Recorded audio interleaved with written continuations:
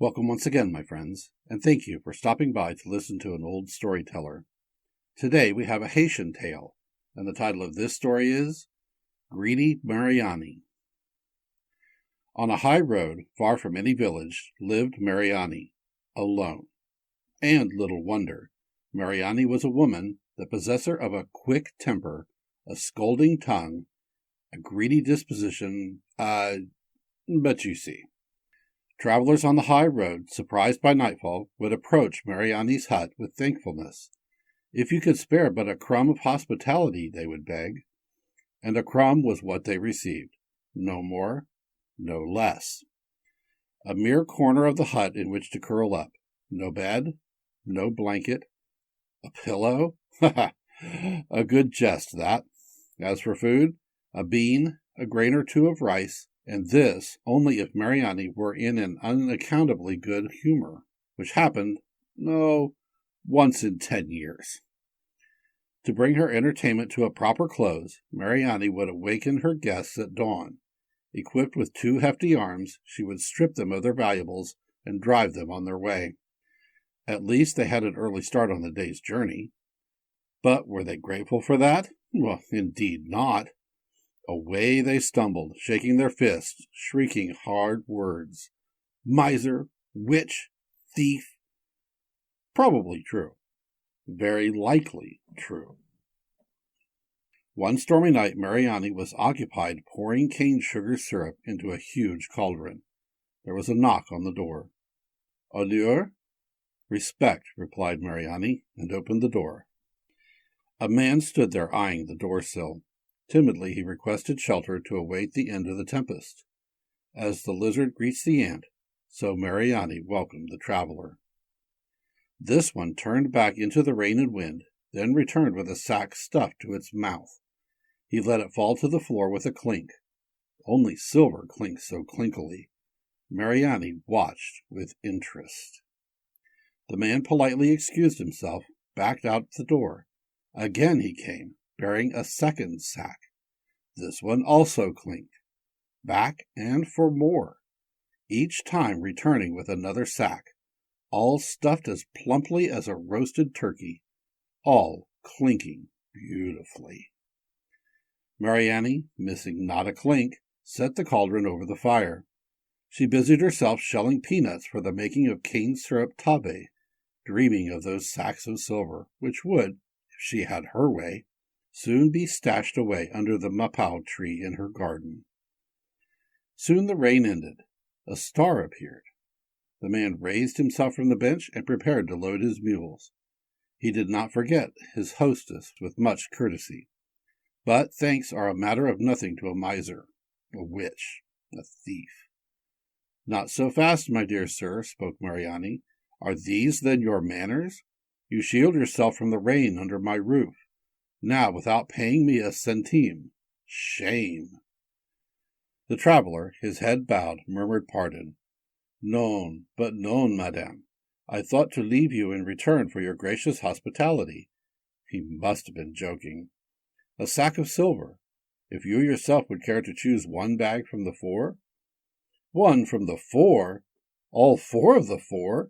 Is it my fault that my lodging costs so dear? To be exact, 4 sacks of silver. And fortunate you are that the price is not 5 or 6 sacks. The idea! Only 1 bag of silver for an entire hour's shelter. Actually, closer to an hour and a quarter. The stranger did not reply. He was a clever stranger. He loaded the mules with 3 bags of silver. Not an easy thing to do in the black dark. Then he urged the beast before him with the tune of his snapping whip. Kalinda, ding, ding, ding, dow. Kalinda, ding, ding, ding, dow. Kalinda, ding, ding, ding, ding, dow. Kalinda, ding, ding, ding, ding, ding, dow. Mariana stood on her doorstep and cried, Thief! Render me my due! The stranger seemed not to hear. Maybe he was deaf, which at the moment would have been a blessing. He flicked the mules with the singing whip. Mariana ran after him, tossing insults and abuse with a free tongue. No response. The man stared at the ground as if in deep thought. Thus they journeyed for some time, the mules and the man mute, Mariani railing and ranting. Finally, having screeched herself out of breath, the old woman panted, "Monsieur, the syrup boils, the syrup boils. I must prepare my tablettes. Give me my money." Sang the stranger, "Mariani, I begin to hear you now. Better to turn back now, poor Mariani." He flipped his whip, and in their sacks the silver tinkled a tune. Kalinda, ding, ding, ding, dow. Kalinda, ding, ding, ding, dow. Kalinda, ding, ding, ding, ding, dow. Kalinda, ding, ding, ding, ding, ding, dow. "I mock your counsel. Counsel I wish not. I wish my money," howled Mariani.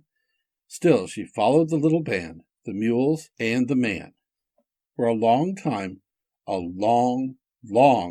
they marched, in silence, in darkness, along the long, lonely road without encountering a soul, not one soul. Weary and out of patience, Mariani threatened, "Thief, I will escort you to the judge. You shall not escape me.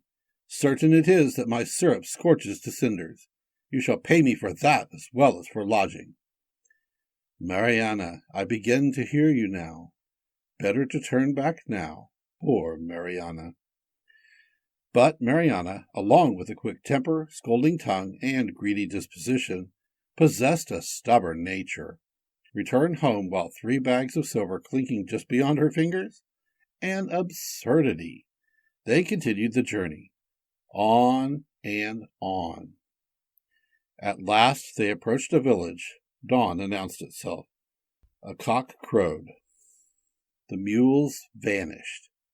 The man faced about and gazed directly at Mariani. Helas! What did she see? A skull with empty sockets, bared teeth, bones clinking, clinking, clinking in the wind. Mariani fell, stone dead of shock, and the zombie, for so he was, disappeared among the tombs of a nearby cemetery. Thank you once again for listening to this story. If you enjoyed this story, please press that like button. Also, please help an old storyteller out by subscribing to my channel. The next story will be posted in a few days, so until then, may your story continue to be a good one.